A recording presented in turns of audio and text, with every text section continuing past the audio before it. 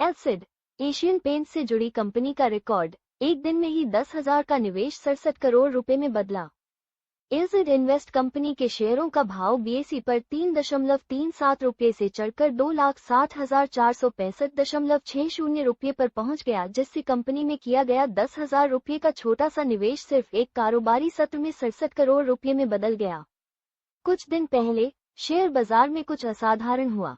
BSE पर सूचीबद्ध NBFC गैर बैंकिंग वित्त कंपनी एलसिड इन्वेस्टमेंट के शेयरों की कीमत में लगभग 67 लाख प्रतिशत की उछाल आई और 3.53 का शेयर देश के सबसे महंगे शेयर एमआरएफ को पछाड़कर 2,36,250 रुपये के भाव पर पहुंच गया। लेकिन आप पूछेंगे कि कम कीमत वाले पेनी स्टॉक की कीमतों में इतना बड़ा उछाल कैसे आया? खैर, यह कोई जादू नहीं था। ये वास्तव में बाजार नियामक सेबी, भारतीय प्रतिभूति और विनिमय बोर्ड की नई विशेष कॉल नीलामी प्रणाली की बदौलत संभव हुआ। अगर आप अब भी नहीं समझे तो चलिए इस बारे में विस्तार से जानते हैं। कुछ महीने पहले सेबी ने कुछ अजीब बात देखी। कई निवेश कंपनियां आईसी और निवेश होल्डिंग कंपनियां आईएचसी उस कीमत पर कारोबार नहीं कर रही थी जिसके वे हकदार थे।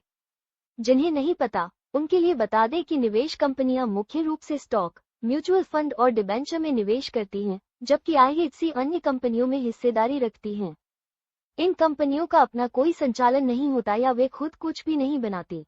इसके बजाय उनका मुख्य काम सिर्फ अपने निवेश का प्रबंधन करना और लाभांश और रिटर्न के जरिए पैसे कमाना होता है। लेकिन इन कंपनियों के पास वास्तविक व्यावसायिक गतिविधि नहीं है, इसलिए इनमें आमतौर पर निवेशकों की बहुत ज्यादा दिलचस्पी नहीं होती। अंतिम परिणाम ये होता है कि उनके शेयर अक्सर उनके बुक वैल्यू देयता घटाने के बाद उनकी संपत्तियों का कुल मूल्य से काफी नीचे कारोबार करते हैं। सेबी की एक प्रक्रिया के कारण शेयर की कीमतों में आया बड़ा बदलाव।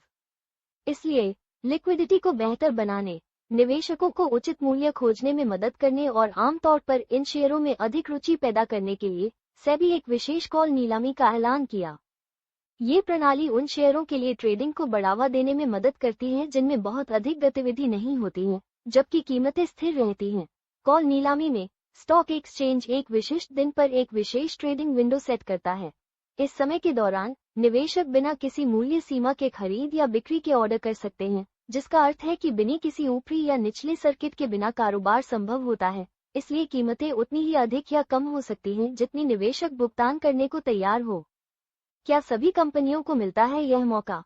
नहीं, सभी आईसी और आईएचसी स्टॉक इस नीलामी के लिए योग्य नहीं होते।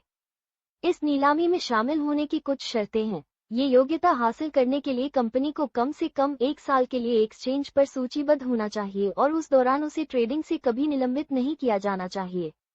उन्हें अपनी परिसंपत्तियों का कम से कम 50% अन्य सूचीबद्ध कंपनियों में निवेश करना होता है।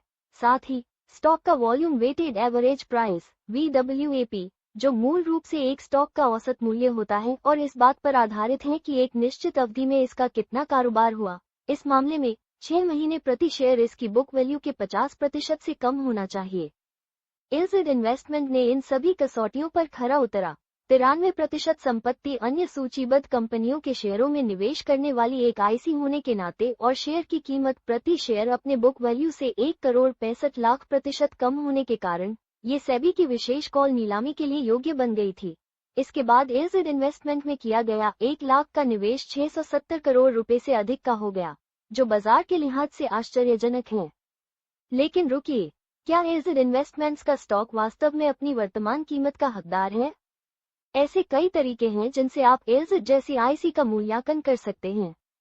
एक सामान्य विधि बुक वैल्यू विधि है। मूल रूप से आप कंपनी की शुद्ध परिसंपत्तियों के मूल्य की गणना करते हैं और फिर उसे बाजार में उपलब्ध कुल शेयरों की संख्या से विभाजित करते हैं। यदि आप एलसिड इन्वेस्टमेंट के लिए ऐसा करते हैं तो आप पाएंगे कि इस कंपनी के स्टॉक का वास्तव मूल्य 5.8 लाख रुपए प्रति शेयर होना चाहिए। इसका मतलब है कि इसकी वर्तमान कीमत पर भी जितनी इसकी कीमत होनी चाहिए उससे 125% कम है। अभी ये शेयर अभी और ऊपर जा सकता है। अभी ये शेयर की कीमत 3,31,995 रुपए हो गई है।